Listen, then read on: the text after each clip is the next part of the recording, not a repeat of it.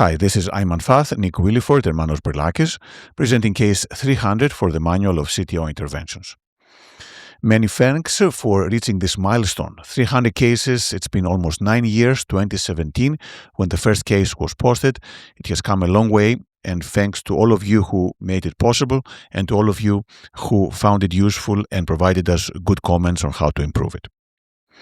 This is a case of a close call, a challenging case that shows the value of being able to perform techniques for CTO PCI in cases that are not started as CTO PCIs. The patient was a young gentleman who had previous bypass 7 years prior with lima to LAD, vein graft to diagonal, vein graft to M and to the PDA. The vein graft to M and to the PDA failed. He had stenting of the right coronary artery, and he had stenting of the left main into the circumflex. He had progressive angina and was sent for repeat coronary angiography and PCI. These are the diagnostic images. There is an ostial occlusion of the LAD. There are stents going from the left main into the circumflex. There's an intermediate lesion into the proximal circumflex within the previous stent. We did FFR angio on that lesion, and the FFR angio was 0.9, suggesting it's not significant. When it comes to the right coronary artery, it's patent. There are some intermediate lesions, but nothing significant to explain the patient's symptoms. However, the saphenous vein graft had a lesion at the distal segment that retrospectively looks a little peculiar. There may be some pre-existing dissection. Of course, it's hard to tell for sure. But this was a significant change compared to the last angiogram that was done 3 years prior, and that showed a fairly patent, widely opened vein graft to the diagonal branch. This vein graft is quite important because it fits not only the diagonal, but it backfeeds the LAD and septals. And this is the lima graft, which was open, but was supplying only a small portion of the distal LAD. So what should be the next step? Based on a review of the previous angiogram, it looked like the new lesion was the lesion in the distal saphenous vein graft. Based on the Proctor study, our plan was to stent the lesion in the saphenous vein graft. We did not want to use embolic protection because there was not a good landing zone, and most of the myocardium perfuse was going retrogradely. And these are the baseline hemodynamics, good blood pressure, EKG without significant changes. So we took a workhorse Minamo guide wire, but could not advance it into the native coronary. And this is what we saw after the first injection, a few seconds after trying to get down. There's now a big dissection on the distal portion of the vein graft. The flow is still okay into the LAD. However, the patient is starting at this point to have some chest discomfort and EKG changes. We couldn't advance the guide wire, but eventually we were able to advance the workhorse wire retrogradely, and now it is in the mid-LAD. So what should we do now? We have a dissected distal saphenous vein graft starting to compromise flow to the native LAD. And we're seeing already the ST is going up in one lead, there is ST segment depression in another lead, so clearly, and the patient is having significant chest pain. We did some ballooning after we inserted the Guideliner Coast to facilitate delivery. However, this did not really improve much. There is still the dissection. And then we decided maybe we can place a stent to tuck up the dissection. The problem is delivery was extremely challenging because of the tortuosity, despite having this very deeply seated guide extension. So what we did is we took the Guideliner Coast and did inchworming with a 2.0 millimeter balloon. And then by doing that, we were able to take this 180-degree bend and essentially advance the guide extension all the way into the native vessel.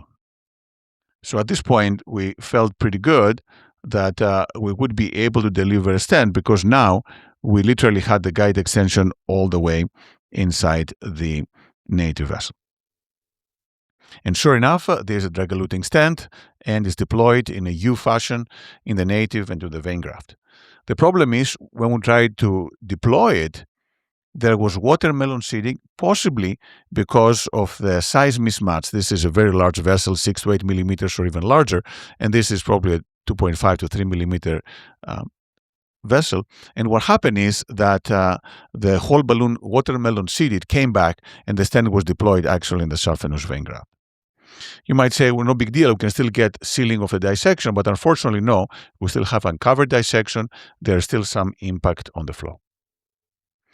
So what they do at this point, our thought was that maybe if we can open the native coronary, that could restore flow into the native LAD and not be dependent on the saphenous vein graft anymore. So we advanced a Corsair retrograde and then tried to puncture back. We know exactly where we're going, but unfortunately there's a previous stent, so it's very hard to penetrate. Gaia next 2-3 did not work. We needed a stiffer wire. We made some antegrade attempts that did not work very well either. But eventually with the Confianza Pro 12, we were able to puncture inside the left main, and then we're now put a guide wire into the antegrade guide catheter. We obtained the second access in the meantime. Couldn't get the microcatheter to follow, so we used a 1.0 millimeter Sapphire retrogradely ballooned, and then we were able to advance the microcatheter inside the antegrade guide. We externalized an R350 guide wire, and at this point we felt good that we were able to have access to the vessel and hopefully balloon it and get some flow in. Now, one of the caveats when one does reverse cart or retrograde crossing into the left main is to be careful to not compromise the other vessel. So typically at this point, what we would do is do an IVUS, confirm we're in the right spot before doing anything. However, here, with the patient having significant ST elevation and significant chest pain, we decided to take a chance and we ballooned into the LAD, which was good for the LAD, but it was bad for the circumflex. So unfortunately now we have some compromise to the flow of the circumflex, and this was not taken well by the patient. He started having hypotension and worsening symptoms, worsening ST segment elevation. We did put balloons into both vessels, did kissing balloon inflation, and that improved the flow in both vessels. At this point, the vein graft is occluded. There is minimal, if any, antegrade flow. We had some difficulties with the wires looping, but unfortunately, the LAD seemed to reocclude, so we were concerned that there's some dissection going on or maybe extension of the dissection. We did some more balloon angioplasty, but not much improvement, so we decided to stent. We took a 2.5 by 22 in the middle part, and then more proximally a 3.0 by 40, going all the way from the left main to the LAD. And after doing that, we had some difficulty engaging. I think the stent was further back, but the flow actually did not get significantly better immediately. We re-engaged a little better. Now we have a little better flow, but still not perfusing as well as we should, and the flow in the circumflex remains compromised. At this point, the patient had a pretty significant ST elevation, bradycardia, hypotension, and he went into ventricular fibrillation. You can see the massive ST elevation, massive ST segment depression, clearly fairly impacted. Shock, he came back fortunately with some epinephrine. His hemodynamics improved, but then he had the same thing. He started having a refractory VT. We put him on Lucas, and then we essentially put it in Impella that did not help enough, and then we had to do VA-ECMO cannulation. He remained into ventricular fibrillation. We went back, and then it became apparent why he was in ventricular fibrillation, because the circumflex had reoccluded. Fortunately, a workhorse wire easily went into the circumflex, and then with some balloon inflation, we cut some blood flow.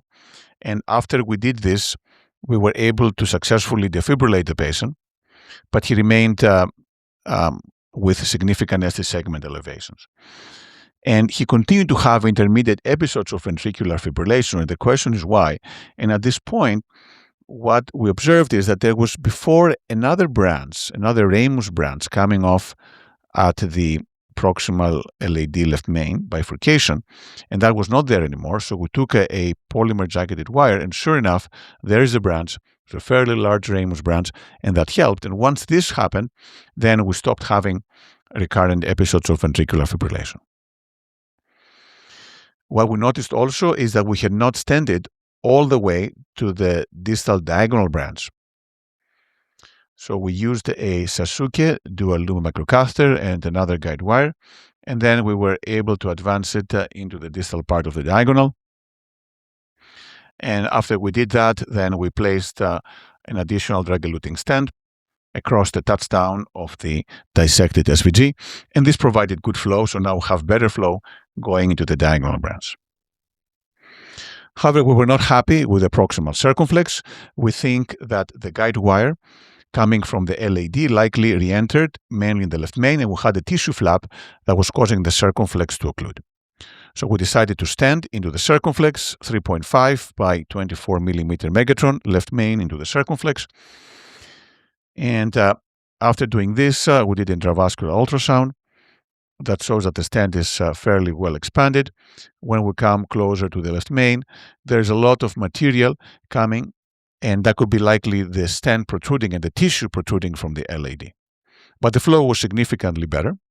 So we rewired into the LAD, we rewired into the ramus branch, did multiple kissing balloon inflations. We checked the position of the arterial cannula, which was okay. And after the kissing balloon inflations, we did have improvement, both angiographically as well as by IVUS.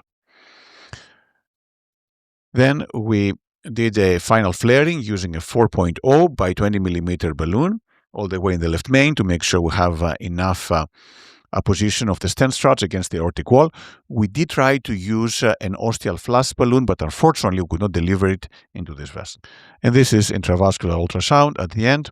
Again, we have a fairly good stent expansion inside the circumflex. There's much less tissue protrusion into the LAD, and we do have the stent is protruding and into the aorta. So here clearly the stent is covering the ostium of the left main. The stent is clearly all the way back into the aorta. And then as we go back, again, we have good lumen areas into the circumflex and good lumen areas into the LAD as well. The patient at times had a flat line on Impella and ECMO, but during the procedure, after we restored good antegrade flow into the LAD, ramus, and circumflex, then his hemodynamic stabilized. He came off all pressures. And at the end, this was his arterial waveform on Impella and still on VA-ECMO. And these are the final images. TIMI3 flow into the circumflex, TIMI3 flow into the ramus, TIMI3 flow into the LAD and the diagonal branch. Multiple lessons from this case. The first one is that although saphenous vein grafts are most known about their potential to cause distal embolization, in this case, it was an acute dissection, a fairly infrequent event that became almost life-threatening for the patient, shutting supply in a significant portion of the myocardium. Stenting across significant bends can be challenging. In this case, we did have a guide extension take this 180-degree bend, but even though we delivered the stent during deployment did watermelon seating and we lost that area of the dissection. What we did instead is to try to knit the native LAD CTO, but doing CTO under such time pressure and stress is not the easiest thing and has the potential of causing complications on its own. In this case, we were able to cross, but then after we crossed into the left main, what likely happened, we crossed closer to the left main, and there was a tissue flap that likely caused compromise in the flow of the circumflex that made the patient even worse hemodynamically with hypotension and then eventually ventricular fibrillation. After we established the VA-ECMO and Impella and the hemodynamics stabilized, we were able to go back, but the patient was still electrically unstable. And then we realized there was a significant branch, this ramus, that remained occluded. We were able to wire it and restore flow into this branch. Needless to say that without having the system of care in place, having an extremely competent, advanced heart failure team, intensivist, perfusion, it's a well-orchestrating team that were in the room for several hours, troubleshooting, helping treat the shock while we're doing the coronary revascularization. So what I think was the key factor for the patient's survival was the fact that things were implemented, VA-ECMO, Impella were implemented on time, and his shock was managed well until the coronaries could be reperfused. Thank you very much.